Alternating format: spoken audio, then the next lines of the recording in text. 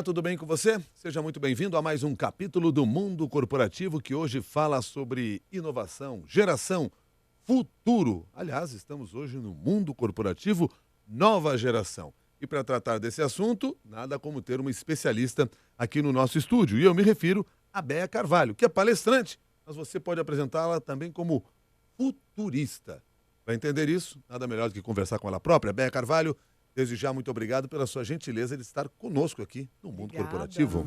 Bom dia. Como eu falei, estou realizando um sonho de estar aqui. Queria entender primeiro o que é ser futurista. O que é ser futurista? E por que você é futurista? Então, é olhar para o futuro, né, de uma forma positiva. Primeiro olhar para o futuro, né, porque muitas vezes a gente tem aquela clássica desculpa, não, eu tenho tanta coisa para fazer, eu não consigo parar para ficar pensando no futuro, né? Então, você não sabe o que eu tenho para fazer, você não conhece meu dia, né? Então, na realidade, isso é uma desculpa bem esfarrapada, né? Porque se você todo dia está pensando no seu dia, todo dia você está sendo atropelada pelo futuro, né? E não você tem uma certa intimidade com aquilo que está vindo, né? Não que você, olhando para o futuro, você vai ser mãe de Ná, né? Vai saber tudo o que vai acontecer. Mas é uma questão de você ficar cada vez mais íntima das coisas que parecem que vão acontecer. Você né? usou aí olhar para o futuro de uma forma positiva. Então, primeiro você olha para o futuro e você olha, né, querendo acolhê-lo de uma forma positiva, né? Como você vê aquelas coisas que parecem que vão acontecer no futuro e você traz isso e traça ações para que isso venha para o lado positivo. Eu digo isso porque muitas vezes o pessoal olha para o futuro de uma maneira negativa, preocupado com o que enxerga lá na frente, com as dificuldades e com os desafios.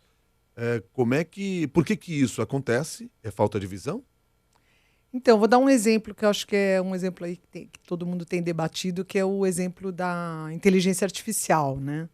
Então, se você olhar para a inteligência artificial de uma forma negativa, é realmente um terror, assim. É uma coisa que você fala, nossa, vou me matar hoje, né? Porque quem vai controlar isso, né? Os os robôs vão vão seres mandar na humanos, gente. nós vamos perder o total controle do planeta.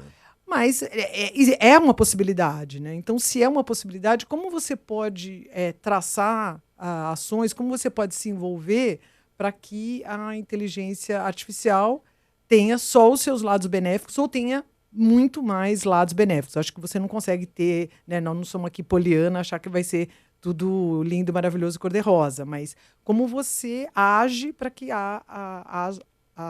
para que tenham mais coisas positivas, né? Eu vi um exemplo aqui, ó, a Daniele Ábido, ela está nos acompanhando no Facebook, porque a Daniele diz assim, eu sou futurista, me vejo no futuro melhor do que hoje. Que linda! Agora, deixa eu entender uma coisa. Para você estar melhor no futuro, você não tem que estar com os pés no hoje? Esta transformação necessariamente não tem que começar agora?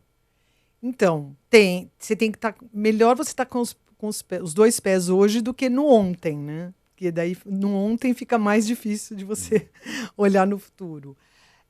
Você tem que olhar para o futuro, né? Como a gente estava até conversando... Quer dizer, você olha para as tendências, para o que parece que vai acontecer, né? Começa a estudar isso, começa a se aprofundar nisso e começa a pensar como aquela tendência pode te beneficiar. Então, você começa a agir no presente. Um exemplo que eu dou que é super comum, né? Que é, por exemplo... Eu vejo na minha profissão que realmente não vai dar mais para eu adiar essa história de aprender inglês, né? Tá. Então, é isso. Né? Para qualquer coisa que eu imagine na minha carreira, eu tenho que falar inglês fluentemente. Né? Então, você olha isso, você se olha no futuro e você fala assim, bom, então é isso. Eu tenho que começar a aprender isso direito, de uma forma efetiva, eficaz, eficiente, né? Porque tudo que eu fiz de inglês do passado não me serviu. Então, essa é a ideia. Você olha para o futuro, você vê que aquilo é premente, que aquilo é o que vai te alavancar, que aquilo é o que você precisa, e você volta para o presente e toma uma decisão drástica em relação àquilo para que realmente aquilo te alavanque. Porque se você enxergou no futuro que isso vai ser fundamental, vai ser crucial na sua carreira, você tem que começar agora a estudar. Agora. Você não pode esperar o futuro. Exatamente, que daqui a pouco o futuro virou presente e você fala assim, eu acho que eu preciso tomar alguma providência sobre falar inglês. E é o que acontece, né? As pessoas, você conversa com as pessoas e elas estão adiando aprender a língua mundial, a língua global, elas estão adiando isso há 20 anos. Né? Nós estamos E elas postergando tempo e achando, mas até aqui eu consegui, tudo bem. Quando a coisa apertar, eu dou uma estudada. Pois é. E isso nós estamos falando, e você pegou um caso bem prático aqui, que é da questão da língua estrangeira, da língua inglesa, no caso mais especificamente, mas isso eu fico imaginando que em todas as demais dimensões isso deve ocorrer. Com certeza. Então, você pensa, por exemplo, em carreira, você pensa na sua família, você pensa no seu estado, no seu país. Tudo isso é passível de você pensar no futuro. Né? Que país você quer para daqui a 5 anos, para daqui a 10 anos? Né? Que país você quer para o futuro? O que você pode começar a fazer agora? Né? Bom, eu não falei aqui logo na abertura do programa, mas faço isso nesse momento. Você é fundadora de uma empresa que tem o nome de 5 Years From Now, ou seja, daqui a 5 anos. Que exercício é esse que você propõe de reflexão para as pessoas e para as empresas para que a gente enxergue 5 anos? Por que este tempo de 5 anos? Bom, 5 anos é esse número mágico, né? Porque quando a gente fala, olha, vamos pensar onde você vai estar, onde o Milton Jung vai estar daqui 10 anos, onde a CBN vai estar daqui 10 anos, parece um pouco longínquo demais, parece pouco inspirador, né? Mas quando você fala... Mas também se você partir para o oposto, vamos pensar onde o Milton vai estar daqui 1 ano... Daqui a 1 ano é difícil você... Daqui a 1 ano parece muito com hoje, né? Daqui a 1 ano a gente ainda está pagando aquela prestação de 12 meses, então a gente não consegue se desvincular muito do presente. Então, por isso parece que o 5 é esse número mágico, que é longe o suficiente para você sonhar e perto bastante para você imaginar. Né? Então, essa é a medida. O Antônio Carlos Vilas Boas, aqui pelo Facebook, pergunta se planejar é ser futurista. É uma forma, né? Porque quando a gente planeja, a gente está pensando, não está pensando no hoje mais, né? Também depende do tempo para o qual você está planejando. Nós estamos planejando para o fim do ano, para o ano que vem ou para daqui 5 anos? Exatamente. Os futuristas, eles tendem a ideia é que eles se aprofundam em tendências, né? Quando a gente fala de tendências, por que chama tendências? Porque são coisas que tendem a acontecer, né? Se elas já tivessem acontecido, elas não seriam tendências, né? E dentro disso, enfim, esse assunto é um assunto vasto, mas você tem as macro tendências, né? Aquelas que são realmente parrudas, fortes e difíceis de serem derrubadas, e você vai tendo tendências que são, vamos dizer, mais frágeis, né? O exemplo que eu sempre dou é que antes das torres caírem, por exemplo, existia uma forte tendência de se liberar os passaportes entre nações amigas, né? Então, você tem um evento como a queda das torres e você tem uma forte contratendência. Então, o que acontece? Agora você não só precisa de passaporte, mas ser revistado de cima e embaixo, né? Tira sapato, tira cinto, tira laptop. Não precisa tirar nada disso, mas a máquina vê tudo. A máquina vê por tudo, dentro de né? você. É bom você estar combinando aí a lingerie, né? Mas, então, né, as coisas, as tendências são como um farol que iluminam para onde parece que o mundo está indo. Né? E se você começa a olhar para essa luz que está iluminando para onde parece que o mundo está indo, você tem uma tendência maior a acertar para onde parece que o mundo está indo. Né? Essas novas gerações, então, essa é a ideia. Essas novas gerações que nós vemos no mercado de trabalho têm esta visão de futuro, têm este planejamento, ou estão entrando no mercado do jeito que dá para ver o que vai acontecer? Eu acho que as novíssimas gerações, como elas nasceram numa era em que as mudanças são exponenciais, elas estão mais aptas do que as outras gerações, né? As gerações, enfim, acima de 38 anos, né? Que não são os millennials, a pelo menos imaginar que coisas diferentes das coisas que estão acontecendo hoje aconteçam. Ou não se surpreender tanto com coisas que ainda não aconteceram, mas que vão acontecer amanhã, né? Então, acho que o fato de você ser uma geração inteira, que é uma geração não linear, que nasceu numa era de mudanças exponenciais, te coloca numa posição mais apta a esse novo mundo. E isso faz todo sentido, quer dizer, é uma nova geração que nasceu numa nova era, né? Uma nova era precisa de uma nova geração, porque se uma nova era tivesse somente as pessoas que hoje, o jeito de pensar das pessoas que hoje têm 70 anos, ela não rolava, né?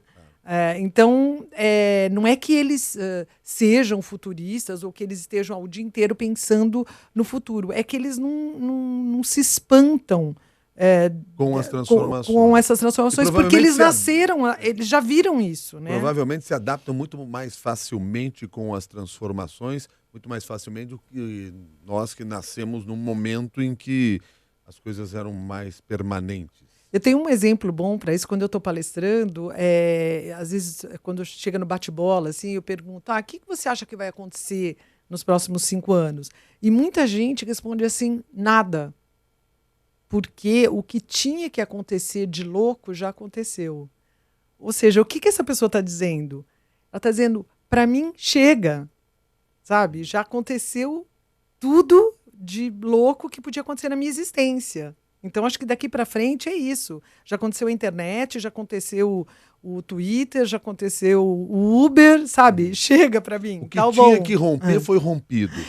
No entanto, não é a realidade. Não é a realidade, né? Então, você vê como as gerações mais velhas, elas realmente não estão preparadas para vamos dizer assim, uma nova internet, né? Digamos, uma nova revolução. É como se assim, não, agora acabou, ó.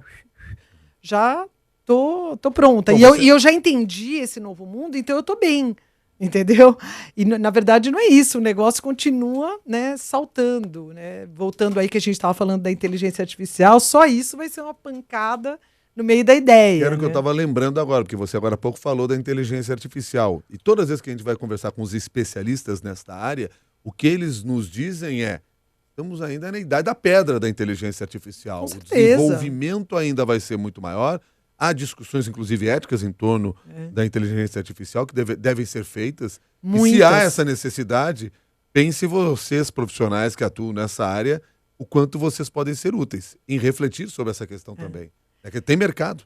E eu acho que tem uma combinação aí que é mais louca ainda, que é você pensar na robótica e na inteligência artificial.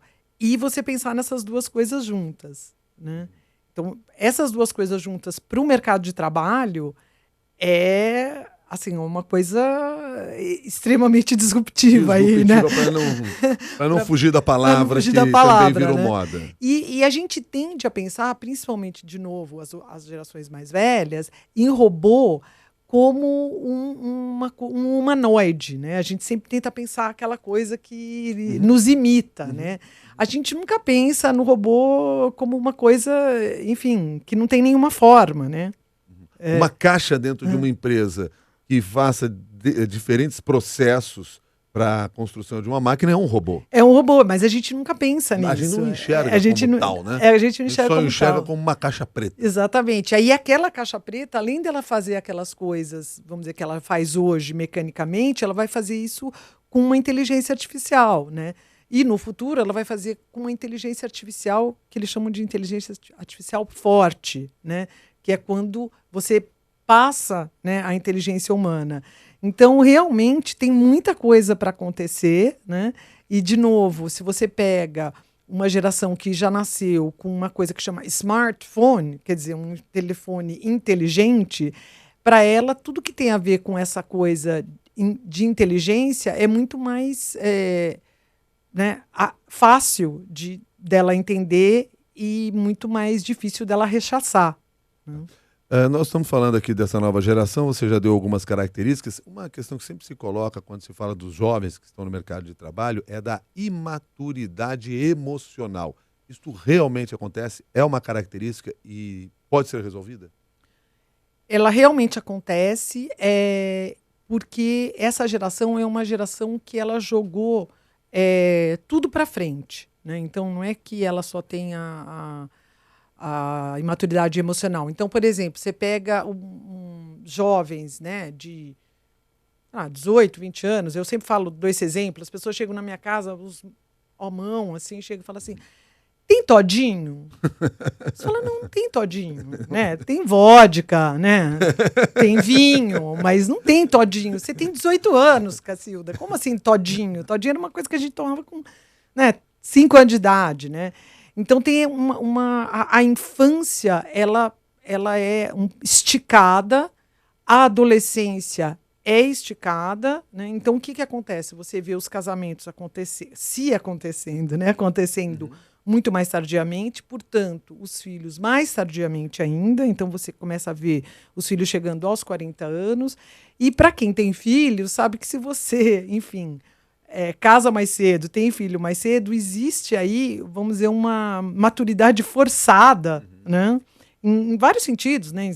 Até no sentido de você colocar um outro ser humano, né, aqui na face da Terra, né? E realmente tudo isso, existe uma imaturidade emocional forte. Os psicólogos dizem que os consultórios são cheios, né, por conta disso, mas existe uma coisa que é uma maturidade, digamos assim, para usar a mesma palavra, em relação a essa nova era. Né? Então, você, que é das outras gerações, recebe tipo uma informação que você não consegue processar, porque de um lado a pessoa está muito à vontade nessa nova era, né? Ela entende, ela compreende, ela age, ela atua, ela colhe resultados dessa nova era, e por outro lado você fala assim, nossa, mas ela não sacou isso, né? Ela não sacou que aquele cara, ela não sacou aquela situação, porque tem a ver com uma maturidade emocional. E aí você pegou um ponto maravilhoso, que é o que as empresas não fazem. As empresas, elas estão aumentando esse gap entre as gerações. Por quê? Porque elas não compreendem as novas gerações. Né? Então, o que elas deviam fazer era fazer todo um esforço magnético, né? Para que essas gerações se aproximassem, porque o ganho de produtividade seria absurdo. Né? Você pegar a maturidade emocional, o conhecimento, a experiência das velhas gerações e juntar com essa maturidade da nova era, das novas gerações. A hora que você faz esse bolo, né? A hora que você imanta todo mundo aqui, você tem um salto de produtividade que não tem para ninguém. O que as empresas fazem? Elas rechaçam, elas falam assim, não, esse moleque é atrevido. Esse moleque é preguiçoso, esse moleque é distraído, ele só fica no Facebook. Né? Então, ela, em vez de ela tentar ir ao encontro, em vez de ela tentar compreender, ela age pelo preconceito. Né? Ela tem um preconceito de que, se ele está com o Facebook no computador, ele está brincando. Ela não pode nem imaginar que ele esteja pedindo, por exemplo, uma informação para um colega da outra empresa. Até por discussões aí com pais e mães. Porque está diante do computador, ele está brincando. Exatamente. Ele não sai da frente do computador. Sim, não sai da frente do computador, porque é lá que ele faz absolutamente tudo. Estuda, inclusive. Exatamente. Né? Estuda, senão ele não sobreviveria na escola se ele não estivesse estudando. Mas ele não sai da frente do computador porque está lá o conhecimento. Agora, já que nós estamos falando aqui dessa relação empresa com as novas gerações que você citou, tá. É muito comum ouvir que as empresas querem... Não, nós precisamos trabalhar para as novas gerações. Isso é um erro. Então, eu tenho falado muito dessa palavrinha, para e com, né? Que faz uma diferença absurda na política das empresas. Você vê sempre quando você está, enfim, em reuniões, em conversas com os profissionais de RH, eles estão sempre preocupados em nós estamos fazendo um novo projeto para atrair talentos, nós estamos fazendo um novo projeto para reter, nós queremos fazer isso para as novas gerações. Não dá, é coisa do século passado, quando você sabia tudo, você detinha todo o conhecimento, toda a experiência, então você falava assim, agora eu vou fazer alguma coisa para esses novos entrantes, para eles entenderem como é o mundo corporativo. Agora você não sabe como que é o mundo corporativo, como que você vai fazer para? Você tem que fazer com. Só existe saída se você fizer com. Porque quando você faz com, você faz junto com e não para. Quando você faz junto com, você traz todo o insight dessas novas gerações, de quem nasceu numa nova era, com toda a experiência da velha era. E aí, realmente, você, de novo, faz um bolo que não tem para ninguém. Né? Nas muitas empresas pelas quais você passa para fazer palestra, você tem percebido já movimentos nesse sentido, de se trabalhar com ou de fazer com os jovens e não para os jovens? Sim, eu tenho reparado, mas ainda é tímido e ainda são coisas eventuais, né? Então, assim, vai ter um workshop em que nós vamos trazer a diversidade, né? Eu falo da diversidade há tanto tempo, né? E é isso, trazer a diversidade, fazer junto com todo mundo, né? E aí, até legal trazer o tema da diversidade, porque o jovem é diverso nesse sentido, mas trazer a diversidade dentro da empresa, a diversidade de idade, a diversidade de tempo de casa, a diversidade de cargos, né? A diversidade de gêneros e a diversidade das gerações. Né? Se você faz uma reunião para pensar o futuro só com gente de marketing, você não precisa fazer. Você sabe o que as pessoas vão falar. Todo mundo de marketing pensa igual. Todo mundo que é financeiro pensa igual. Né? Lógico, estou generalizando. Claro, né? Claro. Agora, tem um padrão ali. Tem um padrão. Que você foi pessoas. formado, você lê aqueles livros, você vai naqueles workshops, você assiste aquelas palestras, né? Você vê aqueles programas de televisão, você vai na internet e procura por aqueles sites, por aqueles blogs, enfim. Você é de um jeito. Né? A hora que você coloca CEO e boy, a hora que você coloca financeiro, marketing, RH, vai sair alguma coisa. Vai sair você faz jeito. Isso é o caos. É o caos. Mas a inovação, ela está muito mais perto do caos do que da ordem. Ela não é o caos, mas ela está muito mais perto. E você pegou um ponto maravilhoso, porque as empresas e as pessoas em geral, elas querem inovar na ordem. Na ordem acontecem coisas maravilhosas, mas não acontece inovação. O Gerson Vernieri, que não está brincando, está no Facebook, nesse momento, no escritório dele, provavelmente, está participando aqui do programa. Beleza. Manda a seguinte pergunta: quais são as mega tendências para a inovação disruptiva? Opa. E lá vem o disruptivo. Já veio o disruptivo de novo. Mas vamos lá, mas quais são as mega tendências? Já que você tinha falado lá no início dessa nossa conversa sobre a necessidade, quando a gente planeja para 5 anos ou olha o futuro, em 5 anos você tem que olhar as grandes tendências. Sim, eu acho que, falo de novo da longevidade, apesar de muita gente entende, né, que as pessoas estão vivendo mais, mas não entende isso como o que isso vai impactar, né, no mundo, nas empresas. Né? Na sua empresa. Eu estava ouvindo que o Maluf foi condenado, né, pela enésima vez. E provavelmente ele não vai ser preso porque ele tem 85 anos. Quer dizer, olha só, a lei foi feita pensando que quando a média das pessoas morriam com 67 anos. Então, obviamente, se você tem 85, você não precisa ser preso. Mas agora, as pessoas vivem 117 anos. A pessoa mais velha do mundo tem 117 anos. Então, quer dizer, se você pode praticar crime de 85 anos até 117 anos e não ser preso. Olha que maravilha, né? Você vê como a tendência, é uma macro tendência que as pessoas têm que, né, acordar. E é curioso porque, geralmente, assim, em reuniões ou em outras conversas com gestores, se fala muito da questão da longevidade. Se vê até as empresas aí tentando desenvolver alguma coisa nesse sentido. Tem inovação para longevidade? Tem aparecido? Tem várias coisas. Quer dizer, tem várias coisas, mas tem várias coisas que, vamos dizer, que são ideias, mas que ainda não foram colocadas Não em estão prática. aí Né? funcionando. Por exemplo, uma que eu adoro falar é sobre comida funcional. Né? Então, por exemplo, você pega uma pessoa, até pouco tempo atrás, as pessoas morriam, vamos dizer aí, por volta de 65 anos, elas tinham diabetes com 50 anos, elas iam viver diabéticas por uns 10 anos, né? Iam comer aquela comida nojenta, horrorosa, por 10, 15 anos, né?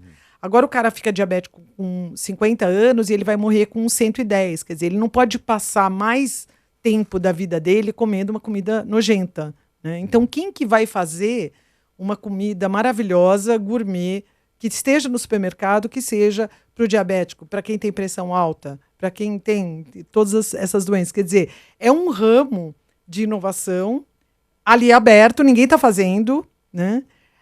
Quem está fazendo, na realidade, eu não sei se você sabe, mas são pessoas nas suas próprias casas e distribuindo para quem eles Já conhecem. existem grupos, né, ONGs, entidades que atuam com pessoas que têm diabetes, trabalhando nesse sentido, criando cardápios próprios, aliás, maravilhosos para isso.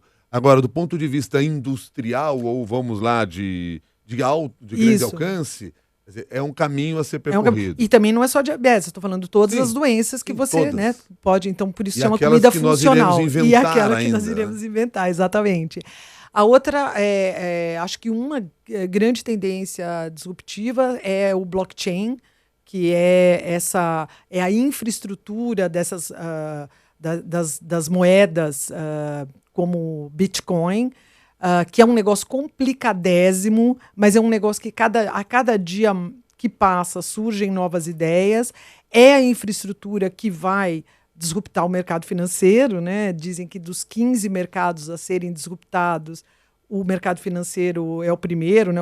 Os bancos, por isso que eles estão agora todos eles loucos atrás para aprender, para entender o que é, né? O blockchain é uma coisa realmente complexa.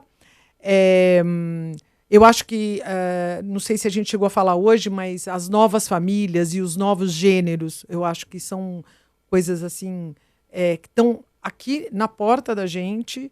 E o mercado tem que estar preparado. Tem que estar preparado, ele não está, né? Eu acho, a gente falou, em menos de 15 anos, um casal, uma família, que é um casal de um homem e uma mulher com 2 filhos, representará menos de 50% das famílias. Ou seja, só para dar um exemplo, então, um homem e uma mulher com um filho, um homem e uma mulher sem filho, 2 homens com 2 filhos, 2 homens com um filho, 2 homens sem filho, 2 mulheres com 2 filhos, 2 mulheres com um filho, 2 mulheres sem filho, tudo isso junto representará mais do que 50% da família, né? Eu sempre dou um exemplo que você vai chegar um dia e vai falar assim: ontem eu fui numa festa que eu vi um casal, ele era homem, ela era mulher e eles tinham 2 filhos. Essa será uma realidade. Quer dizer, o seu negócio está preparado para trabalhar com essas novas famílias? Então, pensar dessa maneira é uma forma de olhar para o futuro. Exatamente. Portanto. Então você olha para a tendência e fala assim: eu tenho um hotel, eu acolho esses vários gêneros, eu acolho uma família assim? Não, eu não acolho. Ou eu sei acolher. Eu sei acolher. O que eu tenho que fazer? Então, aí você tem que trabalhar com as próprias escolas, entenderem isso. As escolas, né? Os pais, vai chegar. Já existe isso hoje, claro. Mas não existe de uma forma que. Já existe isso hoje, mas você pode fechar os olhos. E ao mesmo tempo o seguinte, me parece assim, já existe isso hoje, mas a tendência ainda das pessoas é esperar que na reunião de pais venha a mãe. Né? Mais ou menos vem a mãe, só a mãe. E de repente você não sabe mais quem é quem nessa história, mas enfim. Queria aproveitar, fácil de resolver o problema do Fernando Filgueiras, que escreve pelo Facebook. Ele trabalha com venda de livros, jornais e revistas. Uau. Como estará o mercado para esse tipo de produtos daqui a 5 anos? Vale a pena continuar no ramo? Coisa simples de responder para ele. Essa é simples. Bom, eu acho que a morte desses produtos tem sido anunciada, acho que quase 20 anos, né? Acho que podemos Mais dizer. ou menos isso se fala dos fins dos jornais, que ninguém mais ia ler livros da forma como se lê. Exatamente. Eu acho que quando a gente olha para as novas gerações, né, a gente vê muito claro a história do jornal, pelo menos, né? Que eu acho que é difícil você pegar pessoas das novas gerações que tenham um hábito de ler jornal como em outras épocas. Como nós líamos. Ou como nós lemos. Como nós lemos e também, assim, muitos adolescentes já liam jornais, né? Ou dos pais, porque tinham, ou até compravam da sua própria preferência, né? Gente que curtia e tal. Então, eu vejo que é mais difícil. A outra coisa que eu acho que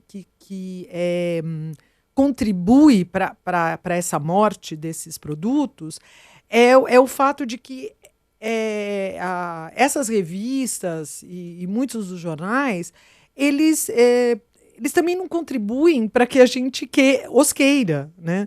Porque é difícil você pegar o jornal do outro dia, na porta ali, na soleira, né? E olhar e falar assim, nossa, eu já sei tudo isso. Eu já ouvi tudo isso no rádio, eu já vi tudo isso no Twitter. E daí o que acontece? Não, daí em vez de ter ali uma coisa em profundidade, em detalhes, que eu falo, eu vi, mas eu vi aquela coisa meio rápida do jornal, da internet, então agora eu vou, né, vai ter fontes, vai ter um aprofundamento maior. Não tem, porque porque no jornal todo mundo quer um jornal para ler rápido e tal. Então, vira uma coisa que eu acho que... Agora, por exemplo, ele trabalha aqui com livros, trabalha com revistas. Conversando aí com novas gerações, ou com quem trabalha com as novas gerações, tem se percebido aí uma atenção desses jovens em busca dos quadrinhos, dos Comic Cons, etc. Dessas histórias em quadrinho de heróis, de super-heróis, por exemplo, que tem vendido muito.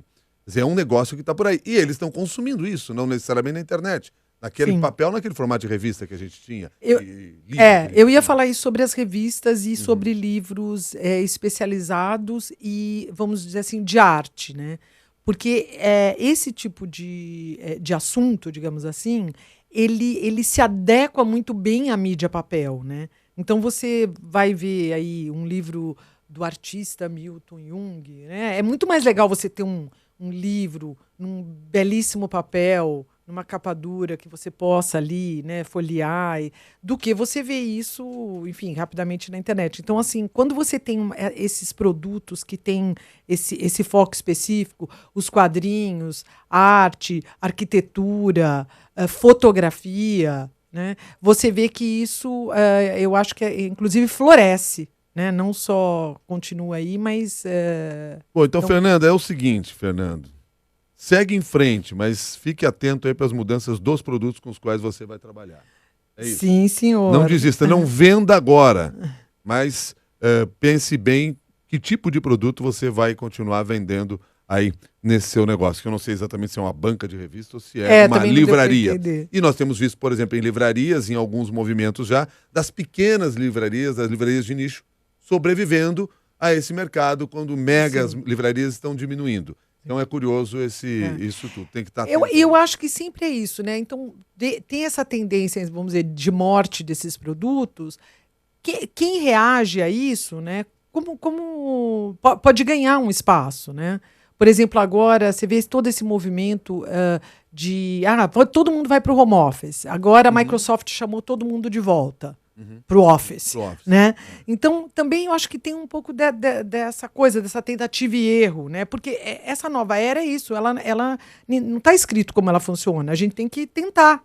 Só uma dica final para o Edislau Mendes aqui no Facebook. Como gestor deve lidar com os choques entre gerações? Ou com a convivência das gerações? Primeiro, entendendo o que é uma geração não linear, a geração Y, dos millennials e a Z, são as primeiras gerações não lineares. Elas não fazem as coisas degrau por degrau, elas fazem as coisas de forma transversal. A gente tem que entender como elas pensam, entender por que elas são multitarefa, e não falar, elas são multitarefa, entender por que elas conseguem fazer as coisas simultaneamente com foco em todas, apesar de você não acreditar, ela faz simultaneamente com foco em todas, e você não consegue fazer simultaneamente com foco em nenhuma. Ao entender isso, tentar fazer o que eu falei. Vamos fazer junto com. E aí todo mundo aprende. Tem um filme do Robert De Niro que chama O Estagiário. Não sei se você já viu, mas veja, porque além de ter interpretações deliciosas dele, é exatamente isso, né? Ele é um cara que acabou de se aposentar, frenético, e fica aí um mês sem trabalhar e resolve, então, entrar de estagiário numa empresa, né? E aí acontece o com. Exatamente. Né? Béia Carvalho, foi muito bom fazer um programa com você aqui no Mundo Corporativo, como também foi muito bom fazer o programa com os ouvintes que participaram aqui do Mundo Corporativo. E não para os ouvintes, né? Exatamente. Béia, muito bom. Super obrigado aí pela gentileza de estar conosco aqui. Até uma nova oportunidade. Eu que agradeço. Tá certo. A Béia Carvalho é palestrante, é futurista e é fundadora da 5 Years From Now, que é esta empresa na qual ela trabalha, olhando para o futuro, nos ajudando a olhar para o futuro. E foi o que ela fez hoje aqui no Mundo Corporativo, Nova Geração. A você que participou dessa nossa conversa, o meu agradecimento, lembrando sempre o seguinte: este conhecimento pode ser compartilhado, deve ser compartilhado com todos. Portanto, um ambiente para isso é o nosso grupo de discussões lá no LinkedIn Mundo Corporativo da CBN. Você vai lá, se inscreve, vai lá, participa, traz o seu artigo, publica a sua opinião, discuta com outras pessoas. Esse é o grande barato de fazer o Mundo Corporativo com você. Até o próximo capítulo. Até mais.